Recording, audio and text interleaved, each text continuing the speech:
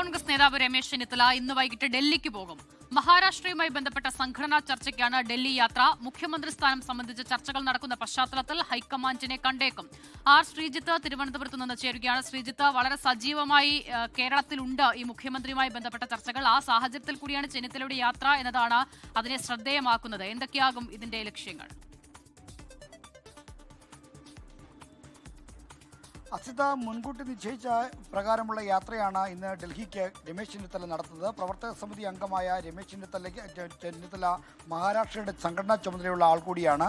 അതിന്റെ അടിസ്ഥാനത്തിൽ മഹാരാഷ്ട്രയിലെ DCC പ്രസിഡന്റുമാരുടെ യോഗം ഡൽഹിയിൽ AICC വിളിച്ചിട്ടുണ്ട്.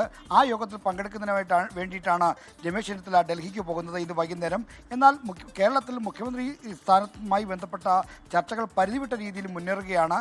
കെ സുധാകരൻ്റെ അനുകൂലികളും VD സതീശൻ്റെ അനുകൂലികളും ഒക്കെ തന്നെ സൈബർ ഇടത്തിൽ ഏറ്റുമുട്ടുന്നതും നമ്മൾ കാണുന്നുണ്ട്. അത്തരത്തിലുള്ള വലിയ തോതിലുള്ള ഏറ്റുമുട്ടലുകളും മറ്റും നടക്കുന്ന പശ്ചാത്തലത്തിൽ രമേശ് ചെന്നിത്തല ഡൽഹിയിലെത്തുമ്പോൾ ഈ വിഷയം ഹൈക്കമാൻഡിന് ശ്രദ്ധയിൽപ്പെടുത്താനുള്ള സാധ്യതയാണ് തെളിയുന്നത്.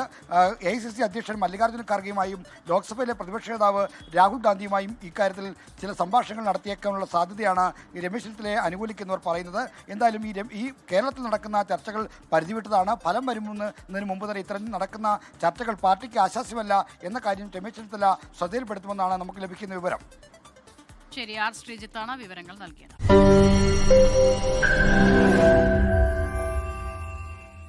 ലോകത്തെവിടെയായാലും ഏത് സമയത്തും 24 വാർത്തകളും ഓഗ്മെന്റഡ് റിയാലിറ്റി പാക്കേജുകളും എക്സ്പ്ലെയിനറുകളും വിശദമായി കാണാൻ ഞങ്ങളുടെ YouTube ചാനൽ നിങ്ങൾക്ക് സബ്സ്ക്രൈബ് ചെയ്യാം.